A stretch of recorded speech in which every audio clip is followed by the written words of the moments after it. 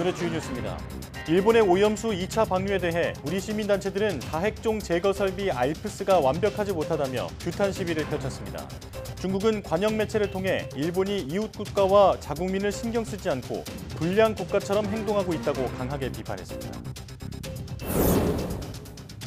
기온이 뚝 떨어져 설악산은 올가을 첫 영하권을 기록했고 서울 최저기온도 10도 아래로 내려왔습니다.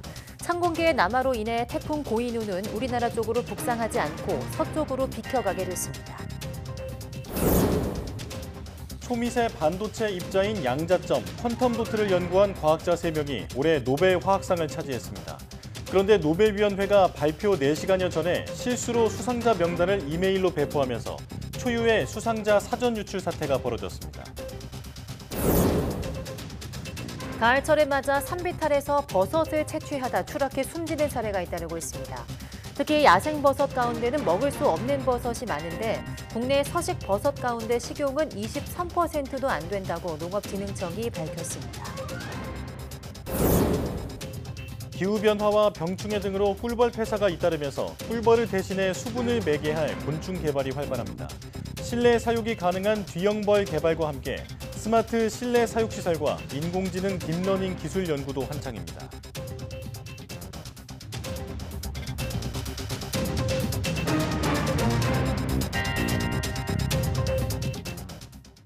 여러분 안녕하십니까? 사이언스 투데이 시작합니다. 도쿄전력이 5일 오전 10시 반쯤 후쿠시마 제1원전 오염수에 2차 해양 방류를 개시했습니다. 이번 2차 방류는 1차 때와 마찬가지로 하루 460톤, 17일 동안 7,800톤가량을 1km 해저 터널을 통해 후쿠시마 제1원전 앞바다로 흘려보냅니다. 앞서 도쿄전력은 지난 3일 오염수 1톤을 바닷물 1,200톤과 섞은 뒤 방사능 물질인 삼중수소 농도를 측정한 결과 기준치를 밑돌았다고 2차 방류에 문제가 없다고 밝혔습니다. 또 희석설비 상류수조 4곳에서 도장이 10cm 정도 부푼 것이 발견됐지만 이 또한 방류에 영향을 미치지 않는다고 전했습니다. 일본 정부와 도쿄전력은 우선 내년 3월까지 4회에 걸쳐서 오염수 31,200톤을 방류할 계획입니다. 일본 정부와 도쿄전력이 후쿠시마 원전 오염수 2차 방류를 시작한 가운데 시민단체가 해양 투기를 즉각 중단하라고 촉구했습니다. 일본 방사성 오염수 해양 투기 저지 공동행동은 일본 대사관 앞에서 기자회견을 열고 2차 방류할 오염수 시료에서 세슘 등 방사성 물질이 미량 검출됐다며 이같이 밝혔습니다. 그러면서 이는 다핵종 제거 설비인 알프스가 방사성 물질을 완벽히 거르지 못한다는 증거라며 문제 없다고 주장하는 일본 정부를 신뢰할 수 없다고 비판했습니다. 또 윤석열 정부는 일본산 수산물의 수입을 전면 금지해 고통받는 우리 어민을 보호하고 일본 정부가 해양 투기를 중단하도록 유도해야 한다고 주장했습니다. 중국 관영 매체가 일본 후쿠시마 제1원자력발전소 오염수 2차 해양 방류와 관련해 불량 국가라는 격한 표현을 써가며 일본을 비난했습니다. 인민일보 계열 글로벌타임스는 일본은 이웃 국가나 자국민을 신경 쓰지 않고 불량 국가처럼 행동하면서 핵 폐기물을 방류하고 있다는 관변 싱크탱크 타이허 인스티튜트의 에이나르 탕엔 대표 발언을 실었습니다. 탕엔 대표는 일본 수산업은 심각하게 위축되고 파괴적인 결과를 초래할 것인데도 일본 정부는 마비돼 이성적 대안을 모색하기 힘든 상황으로 보인다고 주장했습니다. 불량 국가라는 표현은 미국이 인권 유린이나 테러 지원, 대량 살상무기 제조 등과 관련된 국가들을 지칭할 때 써온 것으로 통상 북한과 이란 등에 쓰였습니다. 올가을 첫 한기가 남하하면서 우리나라의 기온은 뚝 떨어졌지만 한기의 영향으로 가을 태풍은 우리나라를 비켜가게 됐습니다. 5일 전국에서 아침 기온이 크게 떨어지며 강원도 설악산 기온이 영하 1.6도로 처음으로 영하권을 기록했고 서울도 9.9도, 10도 아래로 떨어지며 올가을 최저 기온을 보였습니다. 또한 상층 온도가 영하 10도에 이르는 찬 공기가 남하하면서 지난달 30일 필리핀 동쪽 해상에서 발달한 14호 태풍 고이누의 북상 진로를 막아섰습니다. 이에 따라 강한 세력을 지닌 태풍 고이누는 북상하지 못하고 방향을 서쪽으로 틀어 타이완을 지나 중국 남쪽을 향할 것으로 보입니다. 기상청은 금요일까지 쌀쌀한 날씨가 이어지다 주말부터는 예년 기온을 회복하겠다고 밝혔습니다. 쌀쌀해진 날씨에 독감도 비상입니다. 지난해부터 1년 넘게 유행이 이어지고 있는데요. 네, 의심 환자도 일주일 사이 급격히 늘었습니다. 화면 함께 보겠습니다. 지금 보시는 그래프는 외래 환자 1000명당 독감 의심 환자 수입니다. 10월 말 10명 수준이었는데 계속 늘어나서 9월 셋째 주 기준 17명을 넘어섰습니다. 독감 유행을 판단하는 기준이 1000명당 6명 정도인데 3배에 육박하는 겁니다. 특히 학교에 다니는 학령기 연령대의 증가폭이 큽니다. 7살에서 12살 사이가 1000명당 47명 정도로 가장 많고 13살에서 18살 사이가 26명 정도입니다. 하지만 예방접종률은 최근 계속 낮아지고 있습니다. 최근 3년 코로나19로 마스크를 쓰면서 독감 발생이 줄어들었던 탓도 있겠죠. 네, 하지만 올해는 코로나19에서 벗어나면서 특히 주의해야 합니다. 독감 유행주의보가 내려졌던 건 지난해 9월이었는데요. 환자 수가 줄지 않으면서 올해는 기존 유행주의보가 해제되지 않은 상태에서 지난달 14일 다시 유행주의보가 발령됐습니다. 2회 접종 대상은 이미 지난달 20일 시작했고요. 1회만 맞으면 되는 어린이와 임신부에 대한 독감 무료 예방접종도 시작됐습니다. 올해는 독감 예방접종 잊지 않으셔야 할 것 같습니다. 네, 올해 붙잡힌 10대 마약 사범이 4년 전에 4배 수준으로 증가한 것으로 나타났습니다. 더불어민주당 강선우 의원실이 경찰청에서 받은 자료를 보면 올해 들어 지난 8월까지 검거된 10대 마약 사범은 659명으로 지난 2019년 한 해 동안 붙잡힌 164명의 4배 이상으로 늘었습니다. 294명이었던 지난해와 비교해도 2배 넘게 증가했습니다.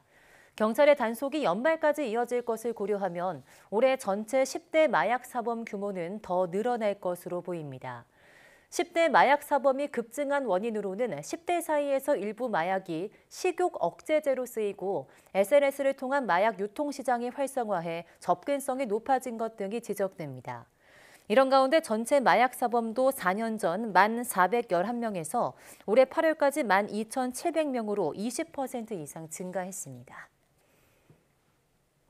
올해 노벨 화학상은 초미세 반도체 입자인 양자점, 퀀텀 도트를 발견하고 연구한 3명의 과학자에게 돌아갔습니다. 그런데 극도의 보안을 유지하던 수상자 명단이 공식 발표 4시간여 전에 유출되는 초유의 일이 벌어져서 노벨위원회를 당황하게 만들었습니다. 기정훈 기자입니다. 입자 크기가 나노미터 10억분의 1미터 수준으로 작은 초미세 반도체 입자가 양자점, 퀀텀 도트입니다. 전기적, 광학적 성질이 크게 바뀌기 때문에 혁신적인 디스플레이를 만들 수 있습니다. 아직은 기존 LCD에 양자점 필름을 붙이는 수준으로만 활용되고 있지만 향후 퀀텀 도트 자체로 만든 디스플레이가 나오면 현재 화질이 가장 좋다는 올레드도 뛰어넘을 것이란 평가입니다. 올해 노벨 화학상은 이런 양자점을 발견하고 합성법을 연구한 3명의 과학자들이 차지했습니다. 몬지 바웬디 미국 MIT 공대 교수와 루이스 브루스 미국 컬럼비아대 교수, 알렉세이 에키모프 나노크리스털 테크놀로지 연구원입니다. 노벨위원회는 양자점이 디스플레이뿐 아니라 다양한 분야의 혁신을 가져올 수 있는 가능성에 주목했습니다. And in medicine, we use quantum dots to detect tumors, for example, because then you can target them, you link them to something that targets the tumor, and then they shine the light over there, and you can see where it is. 하지만 이번 수상자 명단은 왕립과학원이 실수로 발표 예정 시간 4시간여 전에 이메일로 배포하면서 후보자 명단도 공개하지 않던 노벨상 권유에 먹칠을 했습니다. 과거 일부 언론이 정통한 소식통을 인용해 수상자를 앞서 보도한 적은 있었지만 발표 주체가 실수로 수상자를 사전 유출한 것은 1901년 노벨상 시작 이후로 처음 있는 일입니다. We deeply regret that this happened. The important thing is that it did not affect the awarding the prize recipients in any way. 하지만 그동안 과학의 발전을 무시하고 세계 분야로 국한하고 있는 노벨 과학상 체계를 바꿔야 한다는 개혁의 목소리가 나오던 가운데 노벨상은 또 하나의 흑역사를 남기게 됐습니다. YTN 기정훈입니다. 올해도 이렇게 노벨상 수상자들이 속속 발표되고 있는데요. 상이 제정된 지 120년이 지났지만 여전히 세계 최고의 권위를 지키고 있는 노벨상. 과연 어떤 상인지 영상으로 한번 되돌아보겠습니다.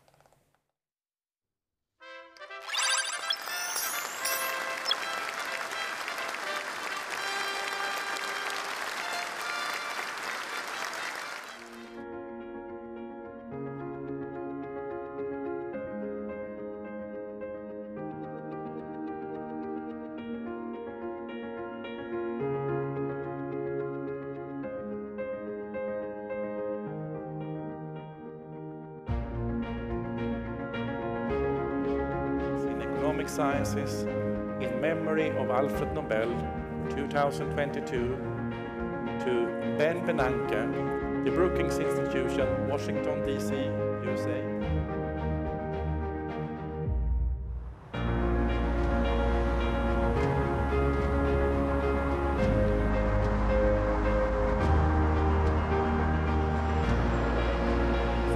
Massachusetts immigrated, they decided to warn.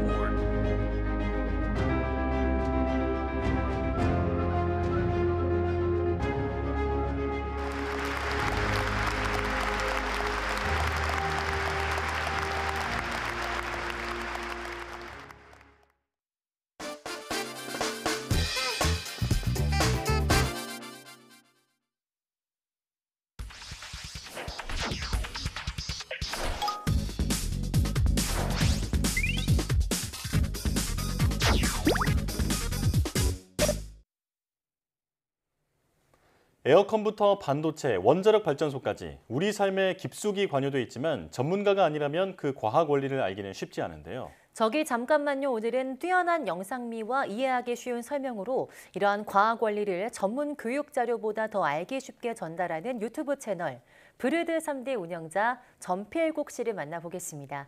어서 오세요. 네, 안녕하세요. 네, 반갑습니다.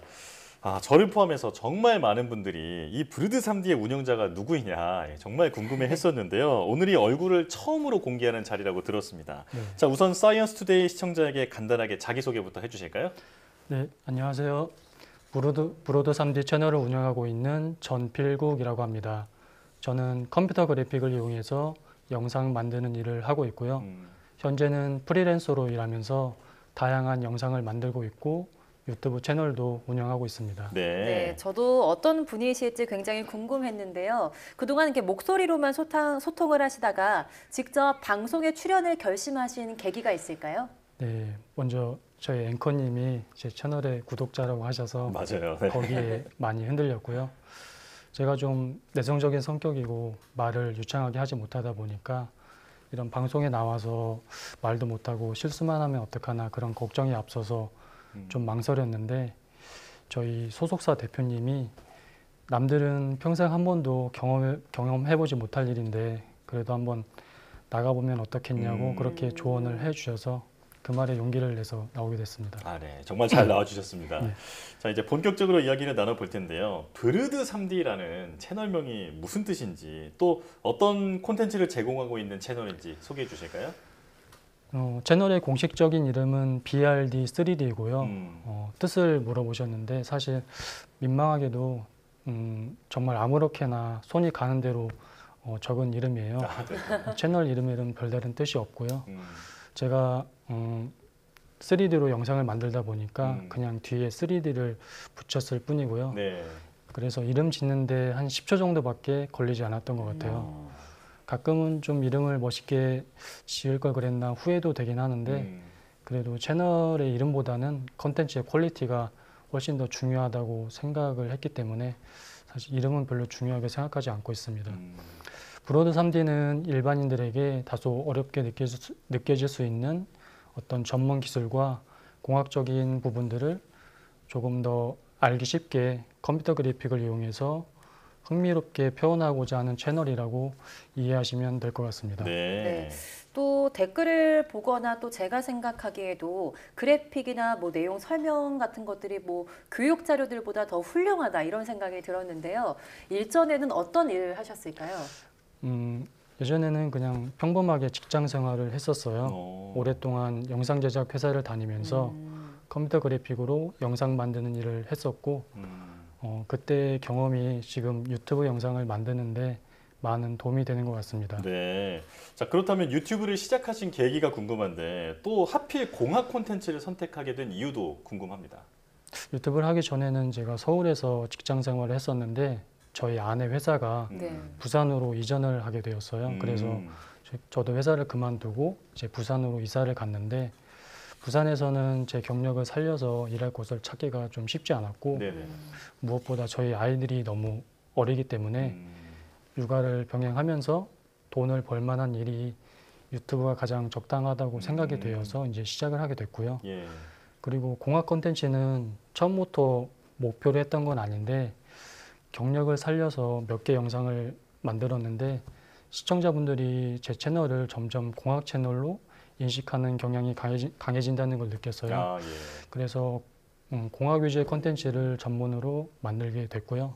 앞으로는 공학 이외에도 좀 더 다양한 이야기를 전할 수 있는 그런 콘텐츠를 만들 생각입니다. 네, 지금 말씀하시는 동안 계속 영상에 나가고 있는데요. 정말 너무 퀄리티가 좋은 것 같아서 아마 많은 공학 채널들이 있지만 이 브레드 3D 채널의 가장 큰 특징은 이런 높은 퀄리티의 영상일 것 같습니다. 뭐 반도체 회로부터 원자로, 제트 엔진까지 정말 세세하게 구현이 돼 있었는데요. 이게 직접 전부 다 작업하시는 걸까요? 네, 영상은 마야라는 프로그램을 이용해서 제가 직접 만들고 있고요. 보통 영상 한 편 만드는데 3개월 정도 걸리는 것 같습니다. 영상에 나오는 여러 가지 모델들은 인터넷에 공개된 이미지를 참고해서 만들고 있는데 어떤 기계나 무기 같은 경우에는 기업의 기밀이거나 군사 기밀인 경우가 많기 때문에 인터넷에 공개된 이미지만 가지고 정확하게 구현하는 건 많이 어려운데요. 그래서 공개된 이미지는 대략적인 형태를 만드는 데만 참고를 하고 디테일한 표현들은 제가 상상해서 만들 때가 많아요. 그러다 보니까 이제 정확한 모습을 구현하지 못해서 가끔 전문 지식을 가진 시청자분께 혼나기도 하는데 개인이 구할 수 있는 정보에는 좀 한계가 있다 보니까 그런 점에서 좀 아쉬울 때가 있습니다. 아, 예.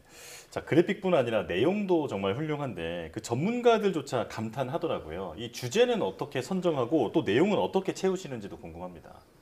이제 주제 선정 같은 경우에는 시청자분들이 어떤 걸 만들어 달라고 댓글로 많이 남겨주세요. 그럼 그걸 목록에 저장을 해뒀다가 이제 하나씩 꺼내서 만들어 가고 있고요. 그리고 내용은 주로 책이나 유튜브, 블로그를 통해서 정보를 수집하는데요. 네, 하지만 이제 공부를 하다 보면 궁금한 게 많이 생기는데 그 궁금증을 혼자서 해결하기 어려울 때가 많아요. 네네. 그래서 그 궁금증을 해결하지 못한 채로 영상을 만들면 좋은 영상이 만들어지지 않기 때문에 관련 분야의 전문가에게 먼저 연락을 드리고 그분이 도움을 주시겠다고 이렇게 허락을 해주시면 그때부터 컨텐츠 만들 준비를 하는데요. 네네. 그때부터는 전문가분과 직접 만나거나 아니면 메일을 주고받으면서 이제 부족한 점을 채워나가고 있고요. 네. 그리고 가장 중요한 건 내용을 있는 그대로 전달하는 것이 아니고 제 나름대로 재해석을 해서 어떻게 하면 최대한 쉽게 전달할 수 있을까 끊임없이 고민하는 건데요. 시청자분들이 그렇게 고민하는 걸 알아봐 주시고 그 점을 좋아해 주시기 때문에 어떤 쉽게 전달할 수 있는 나만의 방법이 떠오르기 전까지는 영상을 만들지 않고 있습니다. 네. 저희도 뭐 과학 채널이다 보니까 이런 공학 영상 같은 것도 굉장히 많이 보는데요. 브레드 3D 채널 영상을 보면 이런 분들을 좀 스카우트해야 되는 거 아닌가 이런 생각이 들 만큼 퀄리티가 높아서 아마 제작 의뢰 같은 것도 굉장히 많이 들어올 것 같아요. 협업하신 사례가 있을까요? 협업은 주로 영상을 통해서 어려운 내용을 쉽게 전달하고 싶은 분들이 요청을 해주시는 것 같고요. 주로 기계나 공학, 과학 쪽 관련 회사에서 연락을 주시는 것 같아요. 네. 제 채널에 올라와 있는 영상 중에는 반도체와 회로기판의 원리, 또 원자력 발전소의 작동 방식 같은 콘텐츠가 있고요. 개인적으로 가장 기억에 남는 일은 어떤 과학 선생님께서 그림이나 설명만으로는 아이들을 이해시키기 힘든 그런 몇 가지 주제들이 있는데 그걸 영상을 만들어서 설명을 하고 싶다고 이렇게 요청을 해 주셔서 같이 영상을 만든 적이 있는데요. 제가 이 일이 기억에 남는 이유는 이런 교육 자료 제작을 꼭 한번 해보고 싶었고 앞으로도 그런 지식 콘텐츠를 계속 만들어 보고 싶은 그런 마음이 있기 때문에 그 일이 가장 기억에 남습니다. 예. 자, 이번엔 현실적인 질문을 드릴 텐데요. 제가 살펴보니까 3년 남짓 동안 33개의 영상을 만드셨더라고요. 이게 콘텐츠 제작의 어려움이 커서 그런 것 같은데 혹시 수익도 발생하나요? 3D 애니메이션으로 영상을 만드는데 좀 시간이 많이 걸려요. 그리고 내용에 들어갈 그 영상에 들어갈 내용을 준비하는데도 거의 2달 이상 걸리기 때문에 영상 한 편 만드는데 조금 시간이 많이 걸리고 있습니다. 네. 그래서 유튜브에 많은 영상을 업로드하지 못하다 보니까 유튜브 수입은 생활비로 쓰기에는 좀 많이 부족한 편이고요. 그래서 제 채널 말고 다른 영상들을 제작하면서 수입을 만들어가고 있습니다.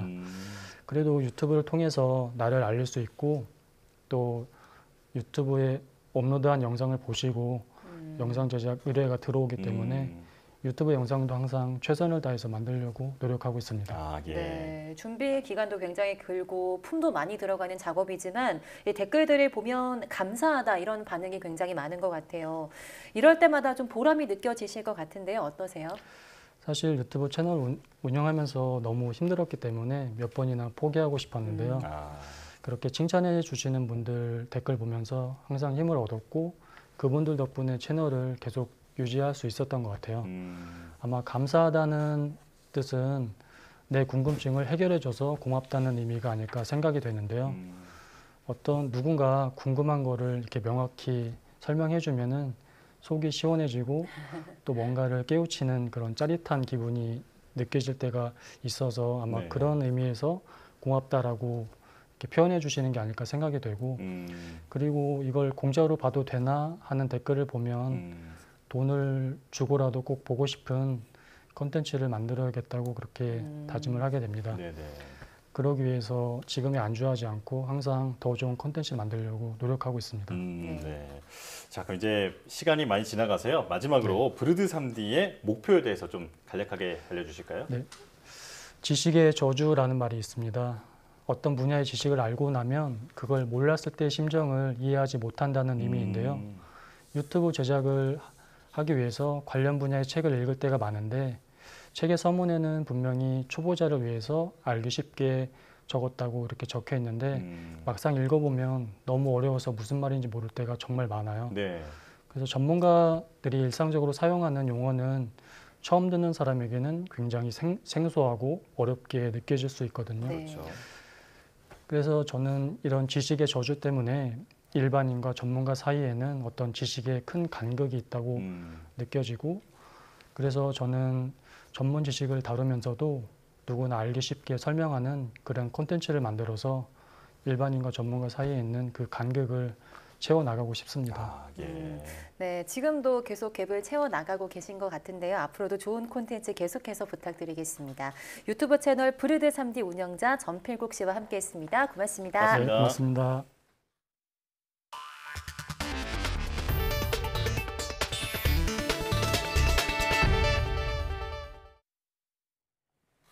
급격한 기후변화 등으로 최근 꿀벌이 폐사하면서 생태계 변화를 걱정하는 목소리가 나오고 있습니다. 네, 이런 가운데 농작물 생산을 위한 효과적인 대체 기술을 찾는 노력이 활발하게 이루어지고 있습니다. 양희력 기자입니다. 요즘 양봉 농가는 하루가 다르게 속이 타들어갑니다. 벌통을 열어보면 한창 왕성하게 활동해야 할 꿀벌들이 감쪽같이 사라져 있기 때문입니다. 이제 저희 농가 같은 경우는 한 반절, 50% 정도. 예, 그 정도 지금 사라지는 현상이 나타났고요. 그리고 심한 데는 뭐 100% 사라진 데도 있고 마음이 아프죠. 지난해 전국 232만 벌통 가운데 40만 개가, 올해 역시 지난해와 비슷한 꿀벌 17%가 월동 기간에 흔적도 없이 사라졌습니다. 응애 같은 병충해와 농약 사용이 원인으로 꼽히지만 폭염과 폭우 등 예전과 달라진 기후변화도 무시할 수 없는 요소입니다. 금년 같은 경우에는 비가 많이 와서 일을 못하니까 왕이 새끼를 못 낳아요. 새끼를 못 낳아.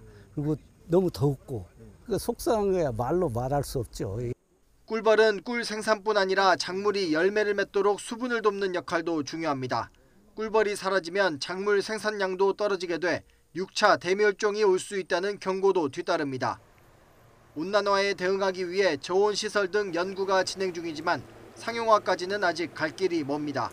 꿀벌이 멸종하면 인류가 4년 뒤에 멸종한다. 화분 매개를 통해서 우리가 먹고 있는 100대 작물들 중에 한 70%를 다 담당을 하고 있기 때문에 꿀벌을 대신해 화분 매개를 할 수 있는 곤충 개발도 활발합니다.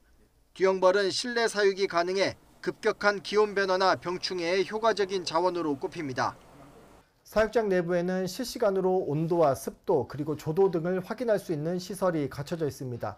이러한 환경 정보는 스마트폰으로 실시간으로 전송되고 또 제어도 가능합니다.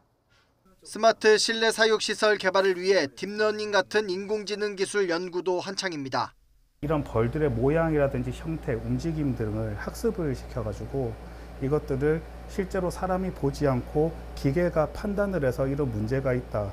그리고 이걸 교체해야 된다. 이게 상품을 나가야 된다라는 의사결정을. 뒤형벌 생산이 고도화되면 10년 안에 시장 규모가 2배 이상 성장할 거란 전망이 나옵니다.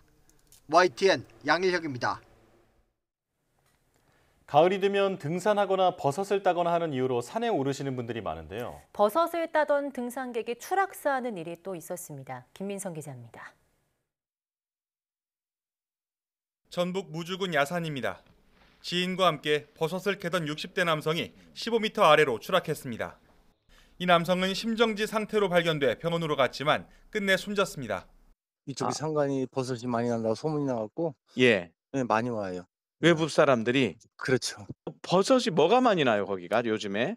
요새는 능이. 지난 추석 당일 충북 괴산군 한 야산에서도 버섯을 채취하던 60대 남성이 산에서 숨진 채 발견됐습니다. 경찰은 이 남성이 추락사한 거로 추정하고 정확한 경위를 조사 중입니다. 날씨가 선선해지면서 등산객이 늘어 사고도 자주 발생하고 있습니다. 지난 2일 낮 강원 평창군 야산에서는 60대 남성이 30m 아래로 추락해 골반을 다쳤습니다. 이처럼 산악사고 구조 출동은 가을철에 집중됩니다. 지난 2020년부터 3년 동안 전국 산악사고 구조 건수는 약 3만 3천 건입니다. 3년간 9월과 10월 2달 동안만 8,700여 건, 최근 3년 전체 산악사고 구조 건수의 26%를 차지합니다. 등산용 장갑을 준비해서 만약 미끄러졌을 때 잘 붙잡을 수 있도록 하는 것이 중요하고요. 그 외에도 등산화와 등산 양말을 착용해서 발과 발목을 보호하는 것도 필요합니다. 산에 오를 때는 반드시 미리 날씨 예보를 확인하고 지인과 함께해야 합니다. 또 지정된 등산로를 벗어나선 안 되고 등산 중 술을 마셔서도 안 됩니다. 소방당국은 사고를 당한 경우 등산로에 설치된 산악 위치 표지판이나 익숙한 지형 지물을 확인한 뒤 신고해달라고 당부했습니다. YTN 김민성입니다. 농업진흥청 국립원예특작과학원은 가을마다 무분별한 야생버섯 채취와 독버섯 섭취로 중독 사고가 발생하고 있다며 독버섯 주의보를 발령했습니다. 국내 서식하는 버섯 2,170종 가운데 식용은 22.7%인 493종이고 나머지 1,677종은 독버섯이거나 식용 여부가 분명하지 않은 버섯입니다. 야생버섯은 식용 여부를 구별하기 쉽지 않기 때문에 시중에서 판매하는 것만 구매해 먹는 것이 가장 안전합니다. 국립원예특작과학원은 색이 화려하고 원색이면 독버섯이다. 세로로 잘 찢어지면 식용이다. 은수저가 닿았을 때 색이 변하면 독버섯이다. 또 끓이면 독이 없어진다 등은 모두 틀린 정보라고 강조했습니다. 야생버섯을 먹은 뒤 메스꺼움, 구역질, 구토, 설사, 경련 등의 증상이 나타나면 즉시 토하고 병원에 가서 치료받아야 합니다. 이때 환자가 먹고 남은 버섯이 있다면 함께 가져가야 하는데 독버섯은 종류에 따라 각각 다른 독소 물질을 함유하고 있는데 이 물질에 따라 치료법이 다르기 때문입니다. 한덕수 국무총리가 국내 포털 사이트에 중국 응원 댓글이 수천만 건 쏟아진 사건에 대해 범부처 TF를 꾸려 대응하라고 지시했습니다. 해외 세력이 여론을 조작한 정황이 포착됐다는 건데요. 여당도 선거를 앞두고 가볍게 볼 사안이 아니라며 철저한 진상조사를 예고했습니다. 이승배 기자가 보도합니다. 발단은 지난 1일 열린 항저우 아시안게임 한국과 중국의 남자축구 8강전이었습니다. 당시 국내 포털인 다음 등에서 중국을 응원하는 비율이 한때 90%가 넘을 정도로 압도적으로 높게 나오면서 조작 논란이 불거진 겁니다. 방통위 분석 결과 의혹은 사실이었습니다. 한중전을 전후해 다음과 카카오 응원 페이지에 뜬 응원 클릭 3,130만 건을 조사했는데 65%가 외국을 거쳐 들어온 것으로 드러났습니다. 네덜란드가 절반을 차지했고 일본이 15%였습니다. 가상망을 통해 우회 접속을 하거나 같은 작업을 자동 반복하는 매크로 조작 수법을 쓴 것으로 확인됐습니다. 한덕수 국무총리는 즉각 여론 조작 방지를 위한 범부처 TF를 꾸리라고 지시했습니다. 과거 드루킹 사건과 같은 일이 재발하지 않게 가짜뉴스 방지 의무를 포함한 입법과 재발 방지 대책 마련을 주문했습니다. 이동관 방통위원장은 이번 일은 공론의 장에서 건강한 생태계가 무너졌다는 의미라고 평가하며 철저한 실태 조사와 엄중 제재가 필요하다고 말했습니다. 국민의힘 김기현 대표는 포털 다음이 여론 조작의 숙주 역할을 한다고 거세게 비판했습니다. 여권에선 내년 총선을 앞두고 여론 조작 시도를 우려하는 분위기입니다. 선거 기간에 민감한 정치 뉴스에 이 조작 뉴스가 동일하게 자행될 수 있는데도 네이버라든지 다음 카카오 포털들만 수수방관하고 있습니다. 대통령실도 이번 사안을 두고 국민적 우려가 제기되는 것은 타당하다고 힘을 실었습니다. YTN 이승배입니다. 내년 올림픽을 앞둔 파리 곳곳에서 빈대가 출몰한다는 신고가 접수되자 프랑스 당국이 탐지견을 투입해 조사하기로 했습니다. 영국 일간 가디언에 따르면 클레망 본 프랑스 교통부 장관은 대중교통 사업자들이 참석한 긴급회의를 열고 기차와 파리 지하철에 탐지견을 투입해 빈대가 있는지 조사하겠다고 밝혔습니다.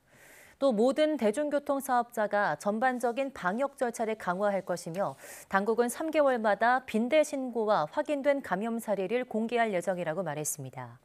클레망 본 장관은 하지만 최근 몇 주간 빈대 발견 신고가 40여 건 접수돼 확인했지만 한 마리도 발견되지 않았다고 강조했습니다. 히말라야 산맥 지역인 인도 북동부 시킴주 계곡에서 발생한 홍수로 인한 인명 재산 피해가 크게 늘어나고 있습니다. 시킴주 당국은 지금까지 14명이 숨지고 102명이 실종됐으며 실종자 가운데 22명은 군 병력이라고 확인했습니다.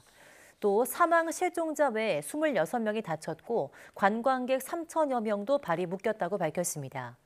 이 같은 피해 규모는 당초 군인 23명이 실종된 것으로만 알려졌던 것에서 크게 늘어난 겁니다. 시설 피해도 늘어서 티스타강을 가로지르는 다리 전체 14개가 유실됐으며 고속도로가 끊어지고 통신, 전력시설 등도 파괴됐습니다. 인도 매체들은 현지 시간 4일 갑자기 폭우가 내리며 시킴주 라첸 계곡의 티스타강과 지류에 강물이 불어나 홍수가 발생했다고 전했습니다.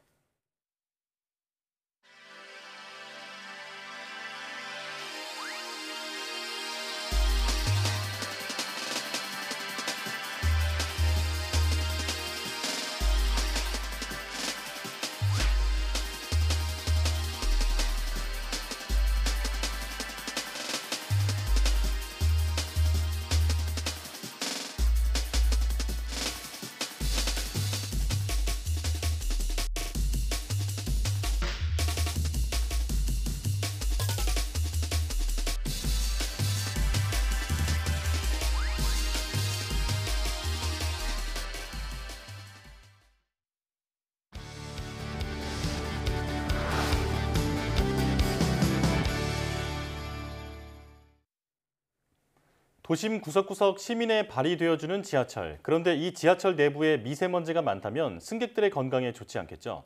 국내 연구진이 철도 위를 달리면서 미세먼지를 잡아주는 열차를 개발했다고 합니다. 오늘 과학의 달인에서는 고속 대용량 미세먼지 집진 전동차에 대해 이야기 나눠보겠습니다.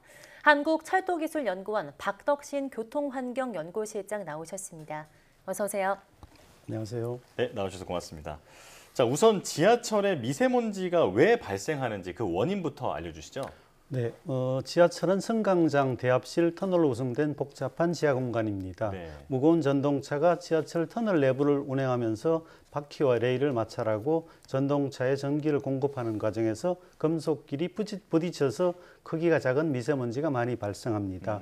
물론 지하철과 외부로 연결된 환기구를 통해서 바깥에서 자동차 배기가스가 지하철 터널로 유입되기도 합니다. 이런 여러 가지 원인에 의해서 지하철 내부의 미세먼지 농도가 높게 유지됩니다. 그런데 그 지하철 열차 문이 승강장에서만 열리기 때문에 터널 안에 있는 미세먼지가 뭐 승강 전차 내부로는 잘 유입이 안 될 것 같은데요. 실제로는 어떨까요? 저희가 데이터를 통해서 확인해 본 결과 지하철에서 공간에 따른 미세먼지 농도에 많은 차이가 있습니다. 네. 먼저 터널 내부의 미세먼지 농도가 가장 높고 그다음 승강장, 대합실의 순서입니다. 실험을 통해서 전동차가 승강장에 정차해서 승객을 태우기 위해서 스크린도어의 문이 열리면 다량의 미세먼지가 승강장으로 유입된다는 것이 확인되었습니다. 이 과정에서 승강장의 미세먼지 농도가 약 20% 이상 높아지는 것으로 나타났습니다. 그렇군요. 생각보다 미세먼지가 많이 들어오는군요. 네, 맞습니다. 자, 그렇다면 지금 연구하신 지하철 미세먼지 집진 전동차가 어떤 기술인지 소개해 주실까요? 네. 전동차는 시간당 평균 40km의 속도로 역과 역 사이를 운행합니다. 전동차가 운행하는 과정에서 새벽에 바닥에 쌓였던 미세먼지가 날려서 지하철 내부까지 영향을 미치게 됩니다. 미세먼지 집진 전동차의 경우 이렇게 날리는 미세먼지를 열차 내부로 빨아들여서 제거하게 됩니다. 집진 전동차는 이양 1편성으로 구성되는데 내부에는 미세먼지가 전동차 내부로 들어가는 통로인 흡입 댐퍼와 미세먼지를 전기 집진기로 유도하는 팬, 그리고 미세먼지를 제거하는 전기 집진기로 구성되어 있습니다. 이 차량은 철도의 특성상 기관사가 양쪽 어디든지 탈 수 있도록 양방향으로 운전이 가능합니다. 운행 속도는 시간당 40에서 70km까지 제어가 가능합니다. 미세먼지의 제거 효율은 전기 집진기 유입과 유출구에서 비교했을 때 99% 이상으로 높은 수준입니다. 공간에서의 효율을 실험을 통해서 확인한 결과 1회 왕복 운행으로 미세먼지가 40% 이상 낮게 나타났습니다. 예, 말씀하신 걸 들어보면 정말 달리면 달릴수록 미세먼지가 줄어드는 그런 전동차가 아닐까 싶은데요. 정말 지하에 이런 전동차가 다니면 굉장히 좋을 것 같다는 생각이 들었습니다. 그런데 이게 또 실제 여객 전동차, 그러니까 지금 우리가 평소에 타고 있는 지하철이랑 똑같은 방식으로 운영이 되고 있는 걸까요? 실제 운행될 집진 전동차는 일양 1편성으로 구성됩니다. 열차 운영 방식은 일반 전동차와 동일한데 운영 시간은 다르다고 보시면 됩니다. 기존 집진 전동차의 경우 배터리에서 전원을 공급받아서 운영하다 보니까 배터리의 용량 때문에 운영 시간에 한계가 있습니다. 하루에 3시간 정도 운행이 가능했습니다. 이번에 새롭게 개발한 집진 전동차는 전차선에서 직접 전력을 공급받아 운영하기 때문에 운행 시간에 대한 한계가 없습니다. 전동차는 출퇴근 시간을 제외하고 낮 시간대에는 열차 운행에 15분 이상의 간격이 있습니다. 이 시간에 집진 전동차를 운행하면 열차 운행에 방해를 주지 않으면서 미세먼지 제거가 가능하다고 판단이 됩니다. 집진 전동차의 운행 시간은 전체 전동차의 운행 스케줄에 따라서 달라질 수 있습니다. 열차의 운행은 밤 12시 반 정도에 종료됩니다. 그리고 1시간 정도 이후인 새벽 2시쯤 선로와 전차선 등 유지보수를 시작하게 됩니다. 집진 전동차를 열차의 운행이 종료되는 시간과 유지보수를 시작하는 시간 중간에 투입해서 운행하는 것이 좋은 방법이라고 판단이 됩니다. 네, 아까 그 배차 간격 시간 중간에 투입할 수도 있다 이런 말씀을 해주셨는데요. 실제로 열차들 사이에 배차 간격이 있는 게 저는 이유가 있을 것이다 이렇게 생각이 드는데 그 승객이 있는 열차가 달리는 노선에 이거를 진짜로 운행을 하게 된다면 배차 간격이나 또 교통 흐름에 방해가 될 수도 있겠다 이런 생각이 드는데 어떻게 생각하세요? 네, 중요한 질문을 해주셨습니다. 집진 전동차의 경우 승객을 태우지 않는 특수 목적 차량이기 때문에 승객 열차에 방해를 주어서는 안 됩니다. 그래서 출퇴근 시간을 제외하고 열차의 운행이 뜸한 낮 시간대에 운행하면 좋을 것 같습니다. 실제 낮 시간대에 보면 통과하는 차량이 시험 차량이라고 전광판에 뜨는 걸 볼 수 있습니다. 그렇게 낮 시간대에 운행을 하든지 열차의 운행이 종료되고 전력 공급을 차단하기 전에 운행하는 것이 좋은 방법이라고 생각합니다. 예, 운영의 묘를 살리면 될 것 같습니다. 네, 맞습니다. 자, 그렇다면 만약에 하루에 8시간 동안 매일 운영한다고 가정하면 그 한 달간 제거되는 미세먼지 양은 얼마나 되나요? 집진 전동차가 처리할 수 있는 유량, 미세먼지 집진 효율 등을 고려했을 때 집진 전동차 한 편성이 하루에 제거할 수 있는 미세먼지의 양은 3.5kg으로 계산이 되었습니다. 이 정도의 양이면 성인 3명이 평생 흡입하는 미세먼지에 해당하는 양입니다. 잘 아시겠지만 미세먼지는 크기가 10마이크로미터 이하로 아주 작습니다. 무게보다는 미세먼지의 개수가 더 중요하다고 판단됩니다. 네. 그런데 이 전동차가 승객도 태우지 않고 또 화물차도 아니다 보니까 내부가 어떻게 구성됐는지도 굉장히 궁금한데요. 이 구성된 시스템이 각각 어떤 역할을 할까요? 네, 집진 전동차는 흡입 부분, 집진 부분, 그리고 집진된 먼지를 세정하는 부분으로 나눠집니다. 흡입 부분에는 흡입을 위한 댐퍼와 흡입된 공기를 집진기로 유도하는 대형 팬이 있습니다. 집진기는 유입되는 먼지에 음극을 띠게 하고 집진판에 양극을 띠게 해서 제거하는 전기 집진기를 사용하고 있습니다.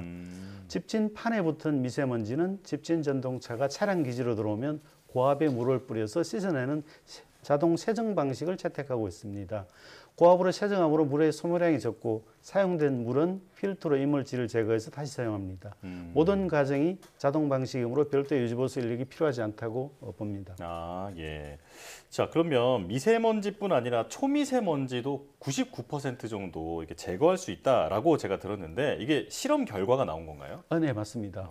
이런 차량을 개발하면 개발 과정에서는 연구진이 자체적으로 성능을 평가하고 성능이 목표치를 초과하게 되면 공인기관에 의뢰해서 공인 성적서를 받게 됩니다. 네. 집진 전동차의 경우 전기 집진기 앞과 뒤에서 효율을 측정했을 때 초미세먼지 기준으로 99% 이상의 제거 효율을 달성하고 관련된 성적서를 저희가 확보를 했습니다.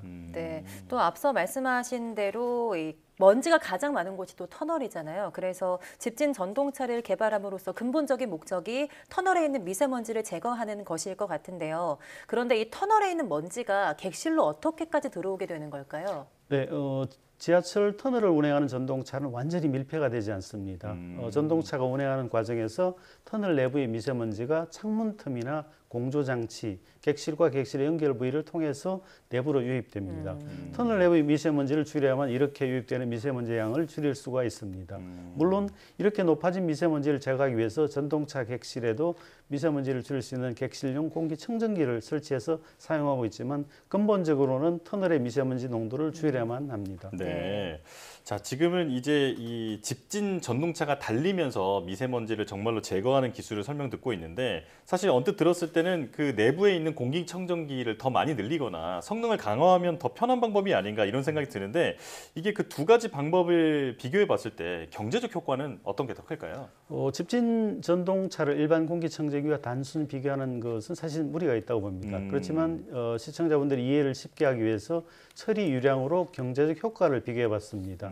전기 집진기 한 편성은 일반 공기청정기 1,500대를 동시에 가동하는 것과 비슷한 처리 용량을 보였습니다. 네. 경제적 효과도 집진 전동차가 일반 공기청정기보다 1,500배 높다고 보시면 될 것 같습니다.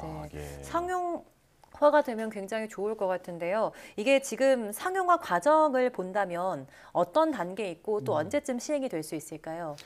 저희가 지난 8월 말 시연회를 했습니다.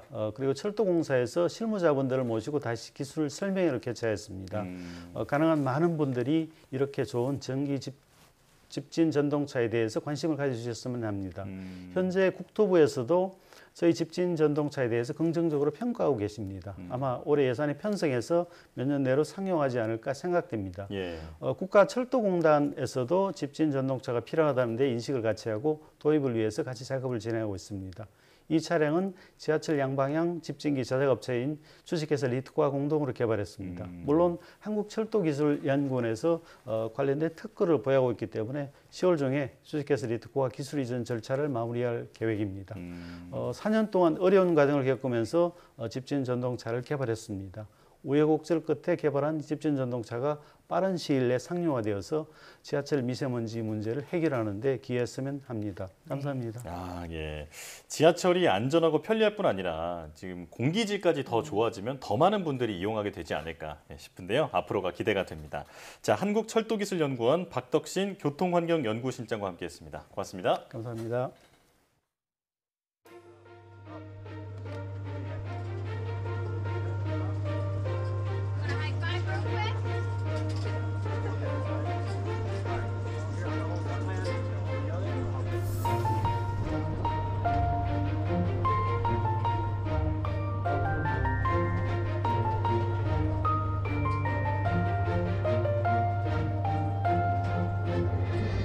How are we doing today? Just fine. Nice. What have we got ourselves into? That's a good question. Right? Are you excited for what we're doing today? Yes, Nice. I love it. Yeah. No, you've done this before? Yeah. Awesome. How long ago was that one? BC, before COVID.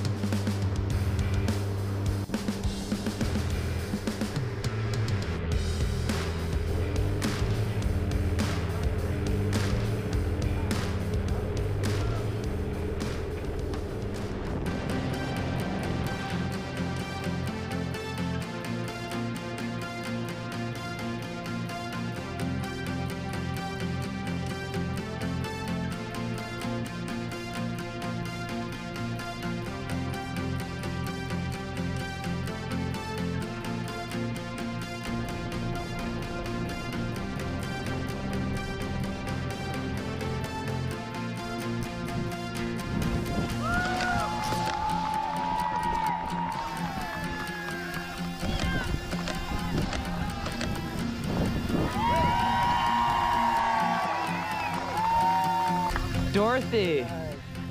Awesome job. That was amazing.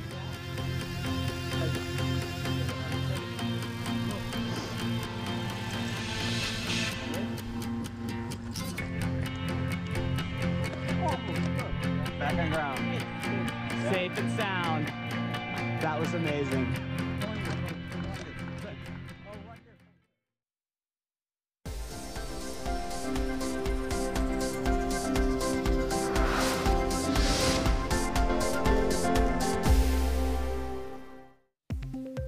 휠체어를 탄 상태로 계단을 오르내리거나 일어서고 눕는 등의 다양한 자세를 취할 수 있는 기술이 개발됐습니다.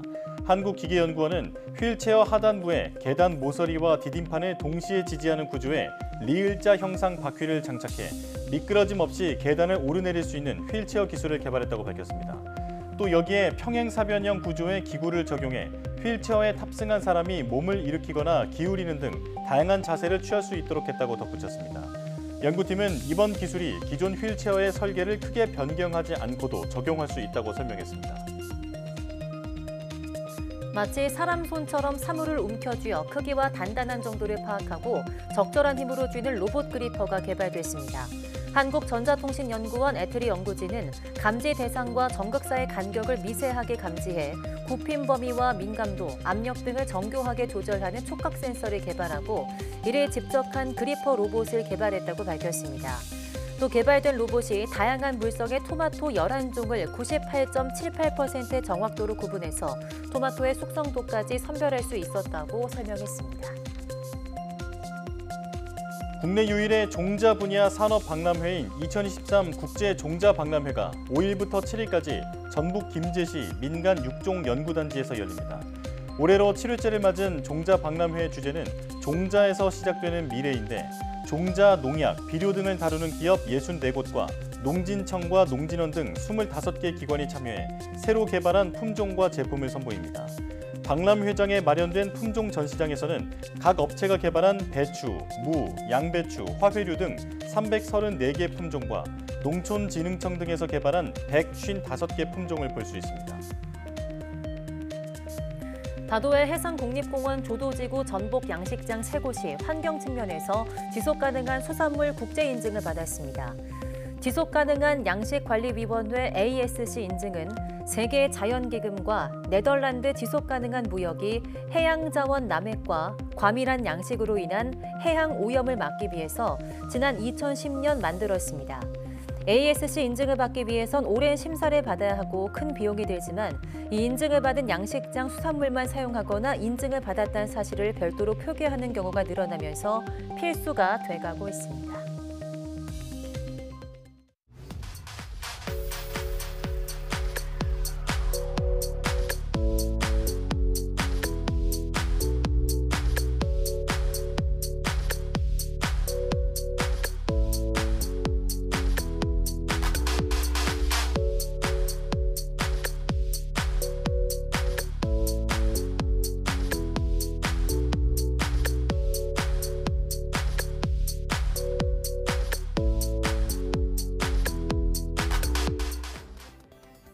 아침 저녁으로 찬바람이 불며 완연한 가을 날씨가 펼쳐지고 있습니다. 이맘때 일교차가 크게 벌어져 호흡기 질환으로 고생하는 분들이 많은데요. 외출 시 얇은 겉옷을 챙겨주시고 따뜻한 물을 자주 마시는 것도 도움이 된다고 합니다. 또 독감 무료 예방접종도 시행 중이니 해당하시는 분들은 잊지 않고 접종하시기 바랍니다. 네, 뉴스 마칩니다. 시청해주신 여러분 고맙습니다.